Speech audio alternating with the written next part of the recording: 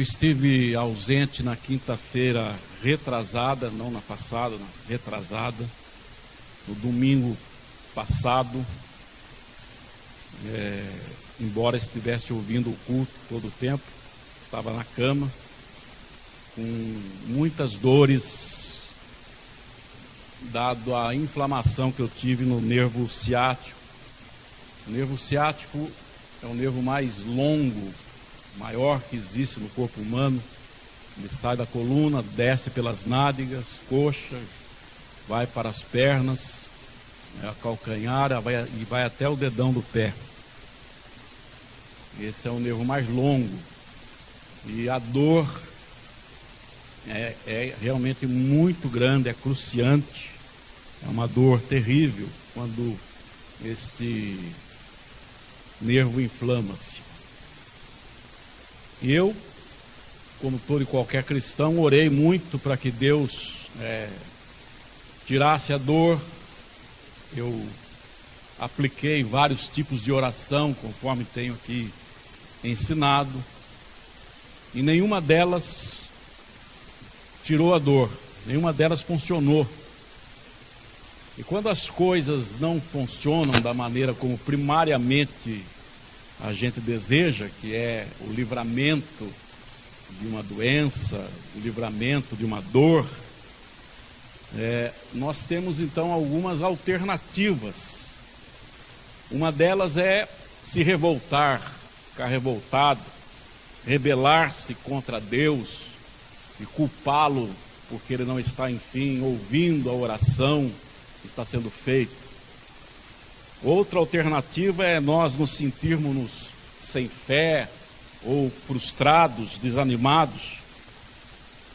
Uma terceira alternativa é agir pela própria vontade. Bem, já que ninguém não me ouve, vou fazer isso ou aquilo. E a outra alternativa é confiar, continuar confiando no amor de Deus e agradecer-lhe até mesmo pelas dores, louvando-o pelo reconhecimento de que Ele é superior, que Ele é realmente amor e sabe tudo o que faz, que a sua visão é imensamente superior à nossa visão, da maneira como nós enxergamos as circunstâncias, da maneira como nós enxergamos a vida, ou da maneira como nós enxergamos o mundo. E eu optei por essa última, e glorifiquei muito a Deus pelos momentos de dores. É muito difícil se locomover, e em dados momentos, evidentemente, que eu tinha que me locomover para ir ao banheiro ou tomar uma água. E quando você se locomove, a dor é muito grande. Mas nesse momento, cada momento que eu dava um pequeno passo, eu glorificava a Deus, louvado seja o seu nome, e conseguia caminhar. Eu decidi que eu deveria ser um cristão que reconhece Deus como amor e Pai, independente dele estar fazendo a minha vontade ou não. E me senti muito engrandecido por ter feito essa opção de louvá-lo, e aprendi tantas coisas nessa semana de dores, e aprendi que muitas vezes Deus, Ele já nos avisa antes muitas coisas para ser feitas, e nós às vezes somos cabeça dura, não ouvimos. Eu estava passando já por final de ano, muito cansado, muito trabalho, tanto na igreja como no consultório, exausto, e já sentia, já um mês antes disso, um desejo de dar uma descansada, uma parada, mas teimosamente resolvi, mais para frente eu paro, mais para frente eu paro. Aí ele decidiu parar, eu na marra, e eu parei. E eu sei que foi Deus em dado momento. Por quê? Porque havia uma posição que eu deitava na cama, que era a única posição que não doía. E quando eu estava nessa posição deitado, que era de lado, Parecia absolutamente que não havia dor alguma, que não havia inflamação alguma. Então eu posso dizer para você que eu dormi muito, mas dormi muito nesses dias.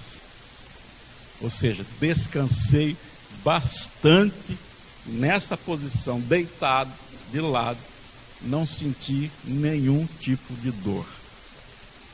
Nos movimentos, sim, a dor vinha, mas eu aproveitava para optar não em se revoltar, não em ficar questionando por quê, mas em dizer a Ele: Pai, o Senhor está no controle da minha vida, tua visão é muito maior que a minha, tu me amas, tu sabes o que fazes, e eu te glorifico e te exalto, mesmo sem entender.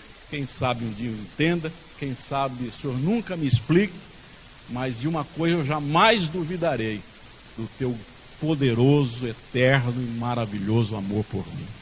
Então, louvado seja o teu nome.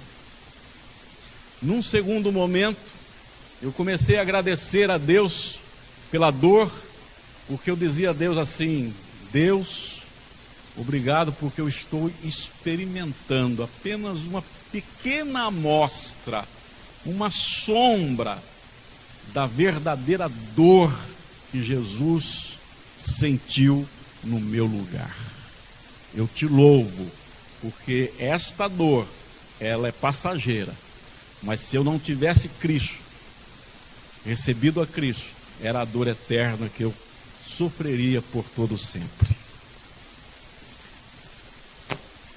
Às vezes nós, cristãos, portanto, tomamos decisões dentro de nossa visão limitada.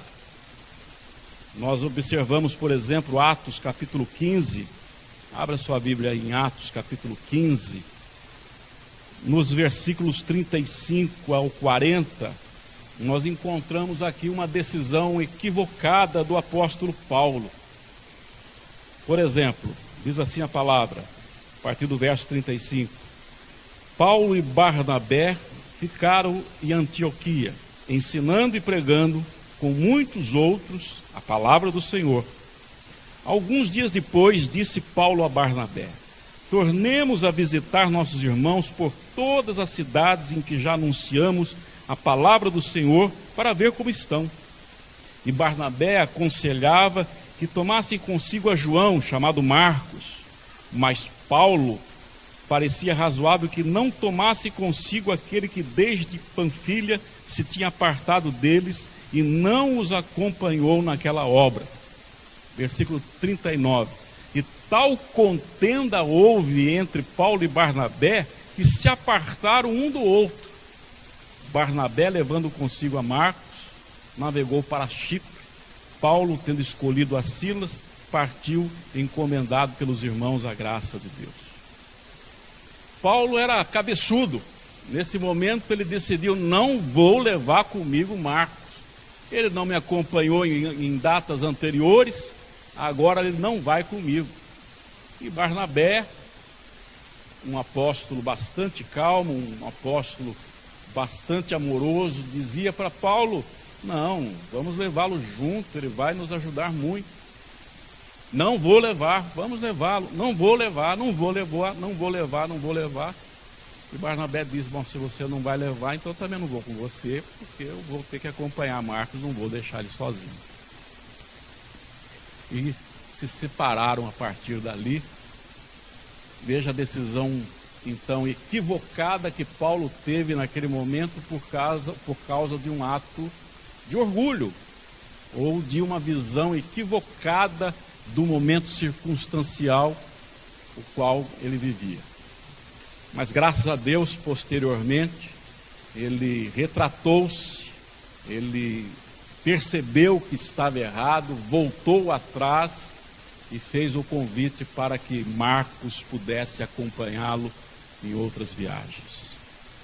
Paulo, portanto, teve tempo para rever sua posição e, com certeza, revendo essa posição equivocada, voltando o seu coração para Deus, ele começou a tomar decisões acertadas, mesmo em circunstâncias extremamente adversas, Veja o que aconteceu em seguida, em Atos 16, capítulo 16, versos 22. E a multidão se levantou unida contra eles se referindo a Paulo e Silas. E os magistrados, rasgando-lhes as vestes, mandaram açoitá-los com varas. E havendo-lhes dado muitos açoites, os lançaram na prisão, mandando ao carcereiro que os guardasse com segurança, o qual, tendo recebido tal ordem, os lançou no cárcere interior e lhes segurou os pés no tronco. Perto da meia-noite, Paulo e Silas oravam e cantavam hinos a Deus, e os outros presos os escutavam. Veja que situação terrível e adversa aconteceu com Paulo e Silas. Eles foram aprisionados, açoitados com varas, apanharam muito, porque estavam pregando a palavra de Deus, e depois de apanharem muito, foram ainda presos, levados numa parte terrível da prisão, onde foram colocados junto a troncos, e ali com os pés amarrados. Eu quero que você imagine essa situação. Paulo e Silas, eles estavam fazendo a obra de Deus. Paulo e Silas estavam pregando a palavra. E de repente um povo se insurge e começa a bater neles, com varas. Eles apanham e vão presos. Eu fico imaginando o que se passaria na cabeça de muitos cristãos na atualidade, ou mesmo na época. Poxa, eu venho aqui, prego a palavra e Deus ainda permite que batam em mim? Deus não me protegeu? Deus não cuidou de mim?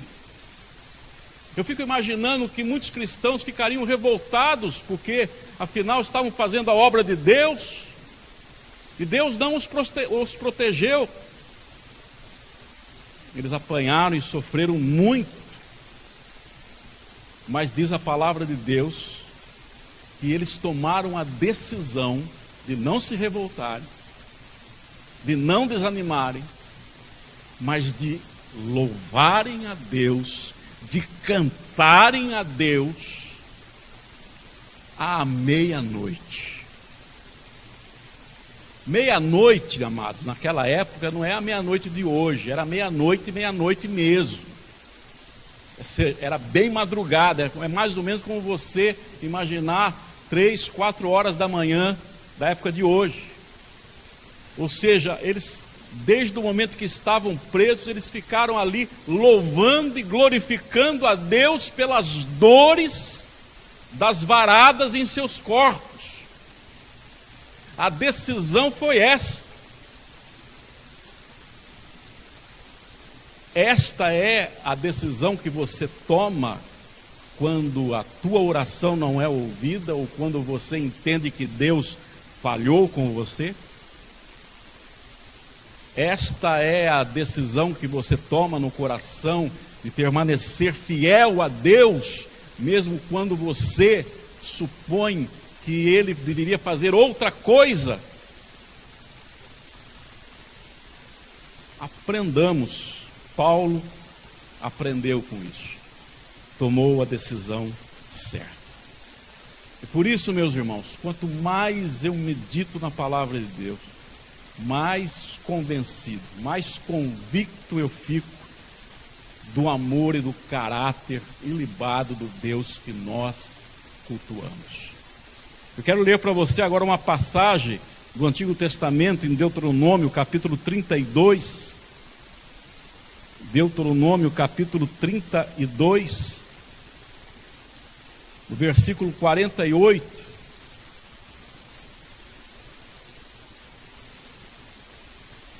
Depois falou o Senhor a Moisés naquele mesmo dia, dizendo: sobe ao monte de Abarim, o monte Nebo, que está na terra de Moabe, defronte de Jericó, e vê a terra de Canaã, que darei aos filhos de Israel por possessão. E morre no monte, ao qual subirás, e recolhe-te ao teu povo, como Arão, teu irmão, morreu no monte de Hor, e se recolheu ao seu povo. Porquanto prevaricastes contra mim no meio dos filhos de Israel, nas águas da contenção em Cádiz, no deserto de Zim, pois me não santificastes no meio dos filhos de Israel, pelo que verás a terra diante de ti, porém não entrarás nela, na terra que darei aos filhos de Israel. Deus chega até Moisés que desde do Egito estava trazendo o povo para a terra prometida, Canaã, e que também por 40 anos ficou rodando o deserto, porque o povo não decidiu entrar em Canaã. No momento crucial em que estavam para entrar na terra prometida, depois de terem passado por tantas e tantas situações, Deus chega para Moisés e diz: olha, sobe no monte, porque lá de cima você vai contemplar a terra que eu darei e que eu prometi a Israel. Você vai ver lá de cima. E saiba de uma coisa: você só vai ver, você não vai entrar em Canaã.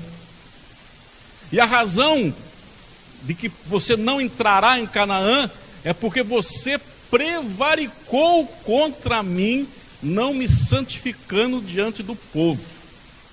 Ele relata qual foi a tal prevaricação que nós vamos ver em Números, capítulo 20. Números, capítulo 20. Diz assim, a partir do verso 7: E o Senhor falou a Moisés, dizendo: toma a vara e ajunta a congregação, tu e Arão teu irmão, e falai à rocha perante os seus olhos, e dará a sua água. Assim lhes tirarás água da rocha, e darás a beber à congregação e aos seus animais. Então Moisés tomou a vara de diante do Senhor, como lhe tinha ordenado. E Moisés e Arão reuniram a congregação diante da rocha, e Moisés disse-lhes: ouvi agora, rebeldes, porventura tiraremos água desta rocha para vós? Então Moisés levantou a sua vara e feriu a rocha 2 vezes com a sua vara, e saíram muitas águas, e bebeu a congregação e os animais. E o Senhor disse a Moisés e Arão: porquanto não me crestes a mim, para me santificar diante dos filhos de Israel, por isso não metereis esta congregação na terra que lhes tenho dado. Estas são as águas de Meribá, porque os filhos de Israel contenderam com o Senhor, e o Senhor se santificou neles.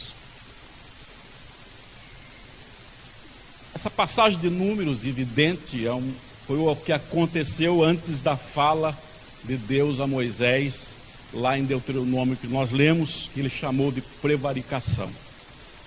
O que é uma prevaricação? Em outra oportunidade a gente já expôs isso, mas nós vamos colocar num outro contexto hoje para você entender. Prevaricação é quando alguém faz uso indevido da sua autoridade ou do nome de alguém. Quando alguém vai falar no nome de alguém para outra pessoa e fala aquilo que a pessoa não mandou falar, ela está prevaricando. Quando uma pessoa tem uma autoridade para exercer tal função e extrapola na sua autoridade, ela também está prevaricando. O que aconteceu aqui foi o seguinte: o povo clamou para que Deus desse água a eles. Eles estavam no deserto, havia muita sede, os animais estavam com sede, os homens, as mulheres, as crianças estavam com sede. Deus então chama Moisés e diz: Moisés, você vai fazer o seguinte, você vai chegar até a rocha e vai falar para a rocha: rocha, dê água. E o povo então irá beber da água que a rocha dará. Foi essa a instrução que Deus deu a Moisés. Mas o que fez Moisés? Reuniu o povo diante da rocha que Deus havia apontado, e em vez de dizer à rocha: rocha, dê água ao povo de Deus, ele dirige-se ao povo, chama aquele povo de rebelde, se enfurece contra aquele povo e diz: vocês estão pensando que nós vamos dar água para vocês? Vocês são rebeldes, vocês não merecem.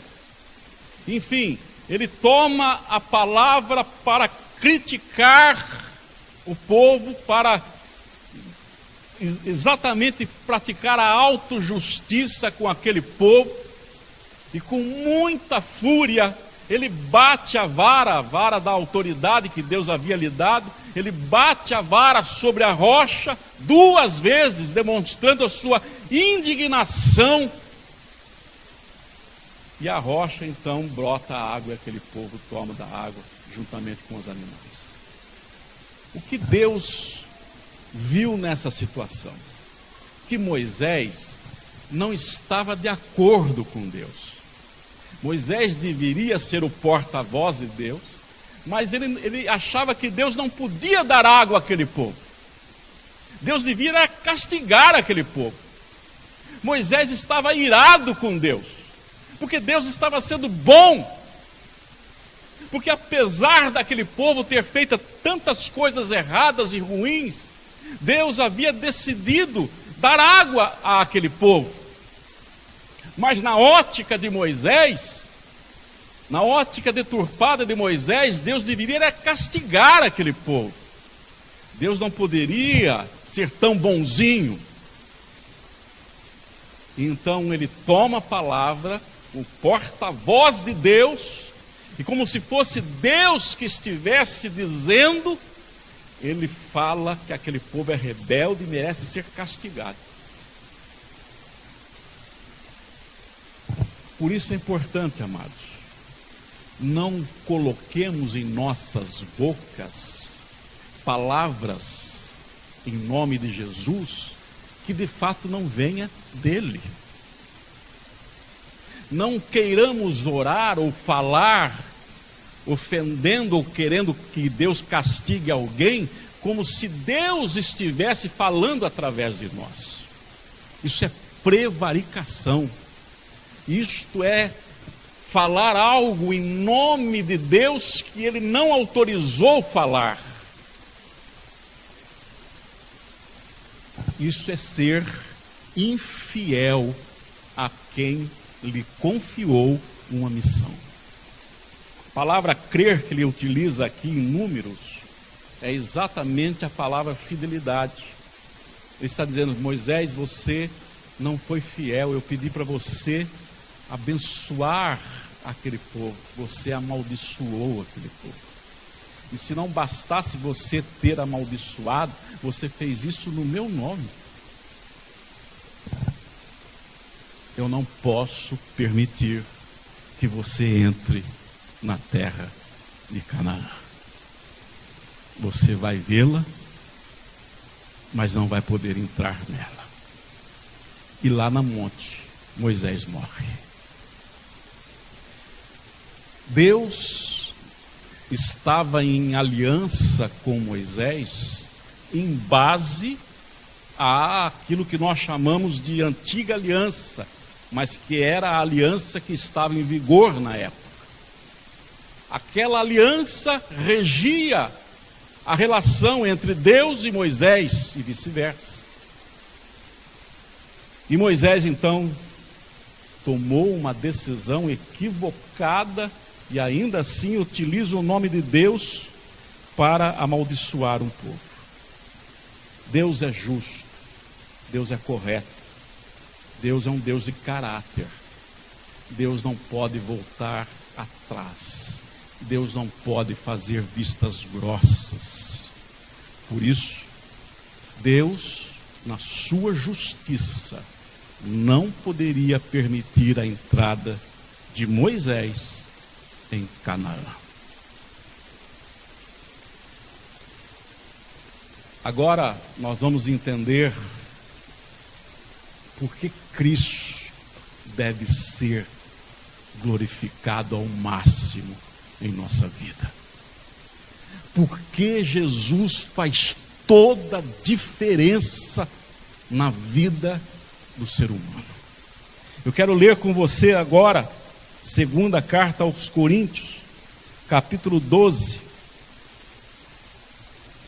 a partir do verso 1.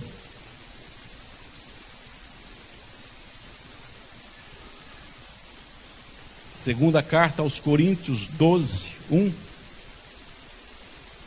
É Paulo que está aqui dizendo, ele diz assim: em verdade que não convém gloriar-me, mas passarei as visões e revelações do Senhor. Conheço um homem em Cristo que há 14 anos, se no corpo, não sei, se fora do corpo, não sei, Deus o sabe, foi arrebatado até ao terceiro céu.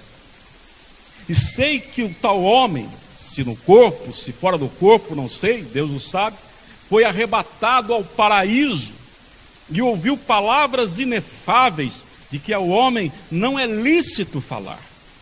De um assim me gloriarei eu, mas de mim mesmo não me gloriarei, senão nas minhas fraquezas.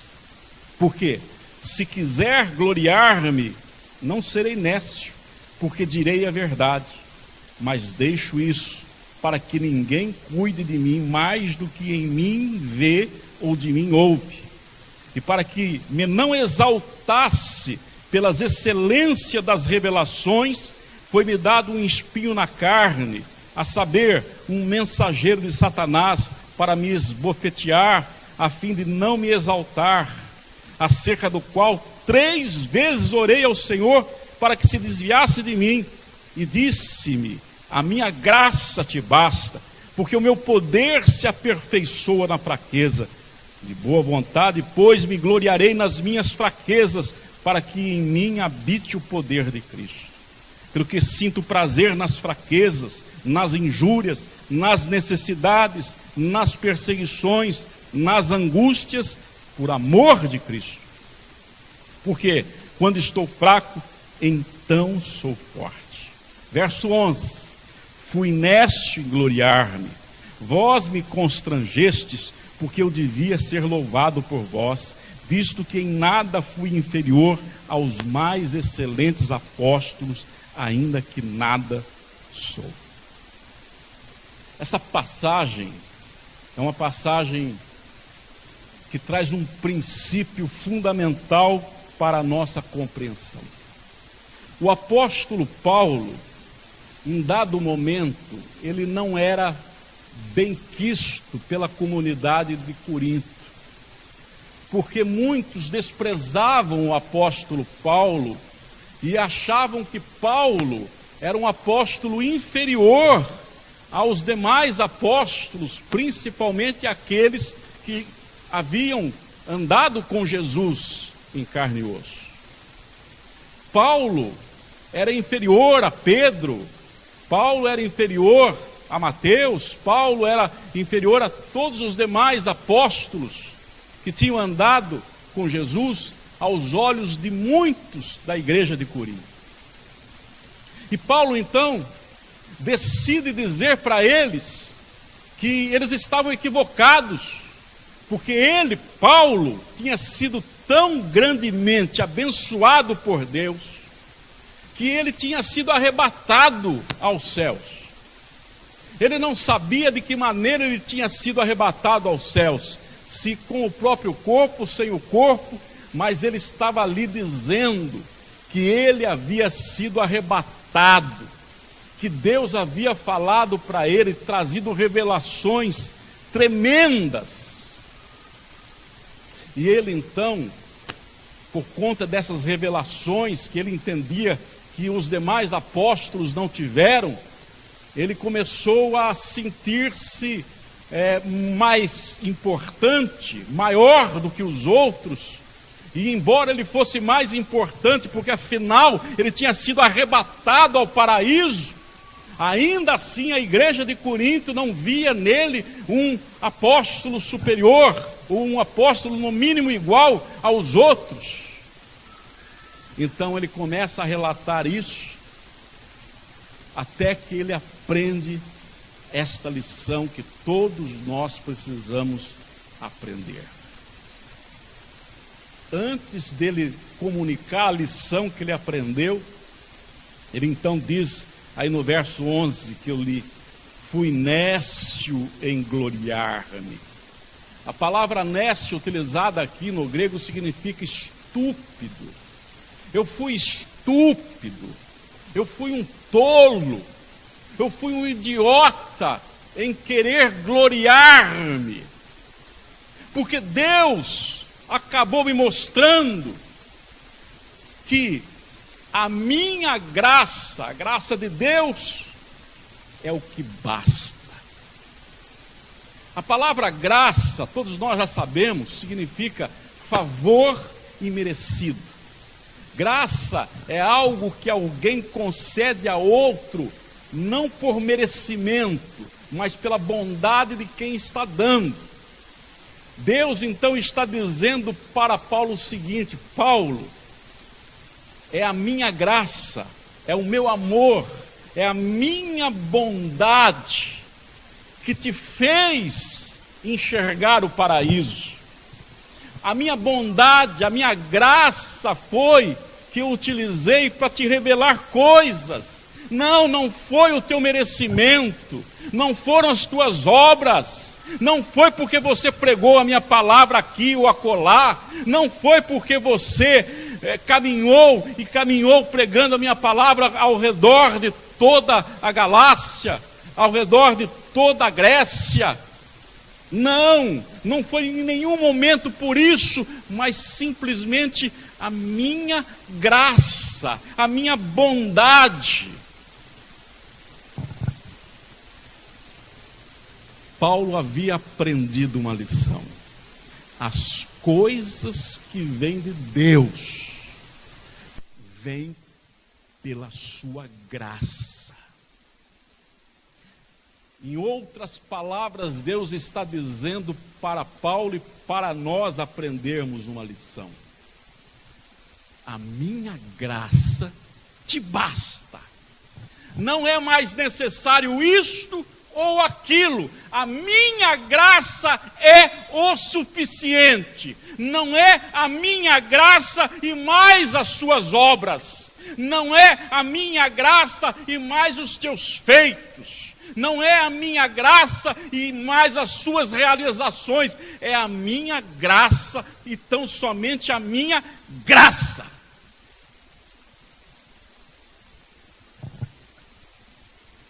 Ele havia pedido para Deus tirar-lhe o espinho da carne, usando: Senhor, mas o Senhor precisa me libertar desse espinho. Olha, eu sou um apóstolo, olha quanta coisa eu já fiz. Às vezes o cristão, ele ora a Deus mais ou menos assim: Senhor, o Senhor não poderia deixar responder a minha oração? Afinal, o Senhor vê, eu não falto na igreja. Olha, eu leio a Bíblia todo dia, eu faço isso e faço aquilo, eu evito este ou aquele pecado. O Senhor teria que atender minha oração, e a pessoa não percebe que é exatamente isto que está colocando um entrave entre ela e a bênção, porque a graça de Deus é o suficiente. Quando eu estava deitado na cama, eu entendi o seguinte: a graça de Deus é o suficiente para que eu aguente essa dor. Se o Senhor quer que eu fique com ela, glória ao teu nome por isto. A tua graça me basta.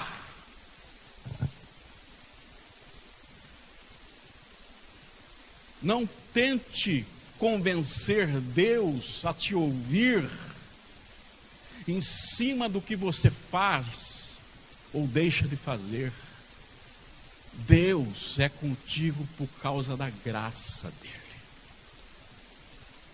Só que eu quero que você entenda nessa noite uma coisa extraordinária. Que a graça de Deus, ela só pode ser operada dentro do caráter dele. E é exatamente aí que entra a pessoa mais extraordinária desse universo, o Senhor Jesus Cristo. Para você entender um pouco o que eu quero dizer, imagine, por exemplo, alguém chegando para você e te dando gratuitamente, não em nenhum momento por seu merecimento, em nenhum momento porque você fez algum favor. Às vezes você até foi contra essa pessoa, mas de repente alguém chega para você e diz: olha, eu quero ser bom hoje com você, eu estou aqui passando um cheque de 100 mil reais. Você pega o cheque, vê e diz: puxa vida, e o cheque tem fundo. Você não fez por merecer. Você até foi uma pessoa que não agiu corretamente com essa outra que está te dando 100 mil reais. Então, aquilo é uma graça para você. Só que aquela pessoa que está te dando 100 mil reais é um traficante. E o dinheiro que ela conseguiu vem do tráfico. É um dinheiro maldito.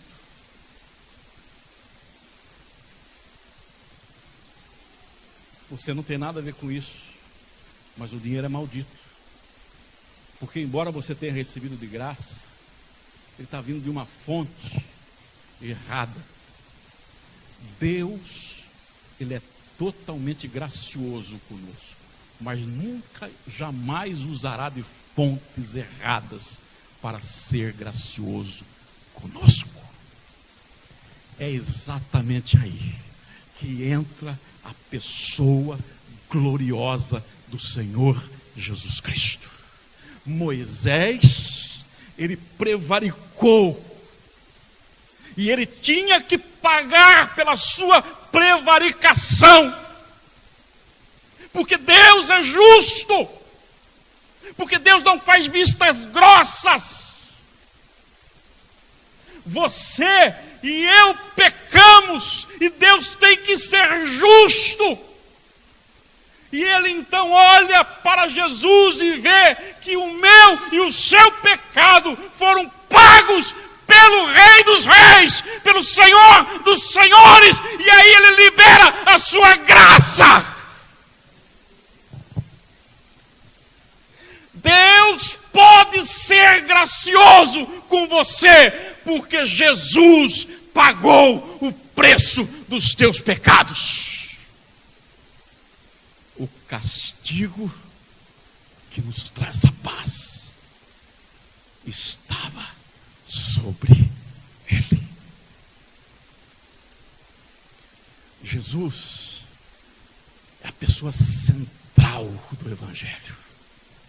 Jesus é a pessoa mais importante deste universo. É a pessoa que merece toda a honra, toda a glória e toda a adoração.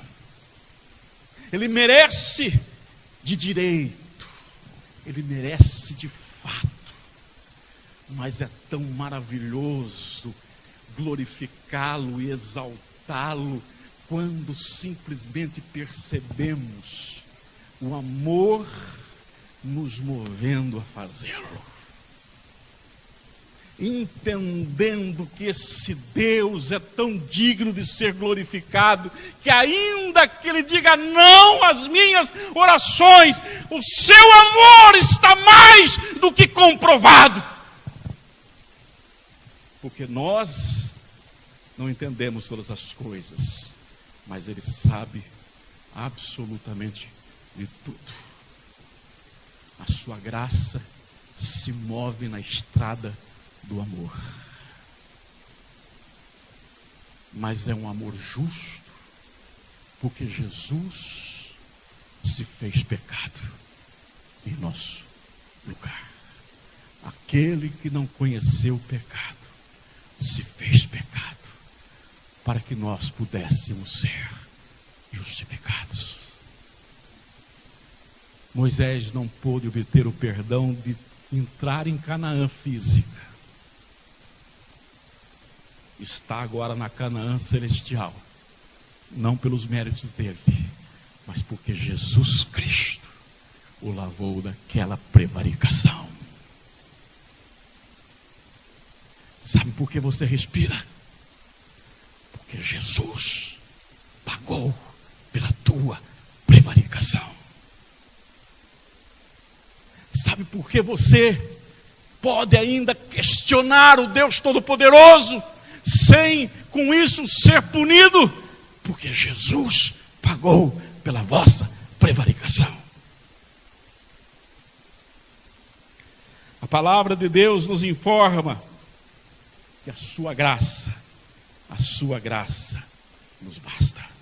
Colossenses capítulo 2, versos 12 ao 15 diz assim: sepultados com ele no batismo, nele também ressuscitastes pela fé no poder de Deus, que o ressuscitou dos mortos. E quando vós estavais mortos nos vossos pecados e na incircuncisão da vossa carne, vos vivificou juntamente com ele, perdoando-vos todas as ofensas, havendo riscado a cédula que era contra nós nas suas ordenanças, a qual de alguma maneira nos era contrária, e tirou do meio de nós, cravando-a na cruz, e despojando os principados e potestades, os expôs publicamente, e deles triunfou em si mesmo. A gente já contou essa história, mas convém relembrá-la. Havia, na época romana, um costume dentro da justiça romana, e quando alguém era preso, julgado, preso e condenado, essa pessoa ia para a prisão e era afixado nos umbrais da cela um documento, uma cédula. Essa palavra que está aqui colocada no versículo 14, cédula, um documento. E ali naquele documento era enumerado todas as razões, todos os crimes que aquela pessoa havia cometido. Fulano de tal está aqui a partir da data X, porque cometeu esses crimes, 2 pontos. E ali eram elencados os crimes, um por um, que aquele condenado havia praticado. E no final do documento, só sairá dessa cela na data X, marcando então o tempo determinado que ele tinha que ficar ali. Ou seja, as cédulas em cada cela prisional indicava a razão do porquê estavam ali aprisionados. Pois a palavra de Deus está nos dizendo que Jesus Cristo pegou as minhas cédulas, as suas cédulas, as suas razões de pecado, as suas razões de condenação, uma a uma. Ele pegou cada documento que comprova que somos pecadores e enfincou a nossa cédula na sua cruz. Porque lá na cruz, nós em Cristo, dentro dele, batizado nele, inserido nele, fomos sepultados, fomos crucificados. Os nossos pecados foram pagos, e por conta do pagamento, Deus exerce a sua graça. Deus é justo. Ele pode ser gracioso, e a sua graciosidade nos basta porque o sacrifício de Jesus bastou para acabar de vez com os nossos pecados. Ele merece honras, ele merece glória, ele merece culto, ele merece aleluia, ele merece adoração. Ele é todo majestoso, ele é todo maravilhoso, ele é todo justo. Jesus, o centro de tudo. Agora veja que coisa extraordinária. João 14, 6. Disse-lhe Jesus: eu sou o caminho, a verdade e a vida. Ninguém vem ao Pai senão por mim. Eu vou repetir esse versículo. Observe um erro aparente de concordância. Disse-lhe Jesus: eu sou o caminho, a verdade e a vida. Ninguém vem ao Pai senão por mim. Há um erro aparente de concordância. Porque se essa frase estivesse correta, entre aspas, Jesus deveria dizer assim: eu sou o caminho, a verdade e a vida. Ninguém vai ao Pai senão por mim. Mas ele não diz isto. Ele não fala: ninguém vai ao Pai senão através de mim. Ele está dizendo: ninguém vem ao Pai senão através de mim. Sabe aonde nós encontramos o nosso Pai? Sabe aonde nós encontramos o nosso Deus? Em Cristo Jesus. Deus precisa de Jesus, porque em Jesus Ele pode amar-nos, porque em Jesus Ele pode nos perdoar, porque em Jesus Ele pode ser nosso Pai. Deus é justo. Fora de Jesus, Deus não poderia nos alcançar. Fora de Jesus, Deus não poderia nos perdoar. Fora de Jesus, Deus desejaria muito nos amar, mas não poderia. Pensas que o coração do Pai não se cortou quando não deixou Moisés entrar na terra prometida? Pensas que o Pai fez com prazer? Tu morrerás no monte e não entrarás na terra prometida? Não. Ele simplesmente não podia ignorar o pecado. Ele simplesmente não poderia ignorar o que Moisés havia feito. Não seria correto, não seria justo, não seria legal, não seria honesto. Deus não faz acepção de pessoas. Sabe aonde o Pai pode ser teu Pai? Sabe aonde o Pai que tanto te ama pode te amar? Em Cristo. Em Cristo. Em Cristo. Em Cristo. Que nome, que nome, que nome!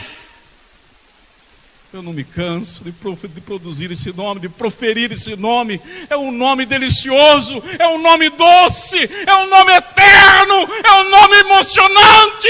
Jesus, Cristo, Cristo, Cristo, Cristo, Cristo, aleluia!